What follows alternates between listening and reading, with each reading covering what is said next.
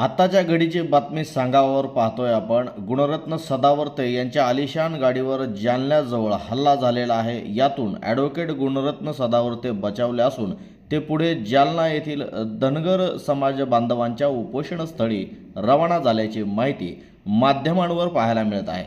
संबंधित घडलेली घटना अशी की ॲडव्होकेट गुणरत्न सदावर्ते हे जालना येथील धनगर समाज बांधवांच्या उपोषणस्थळाला भेट देणार होते।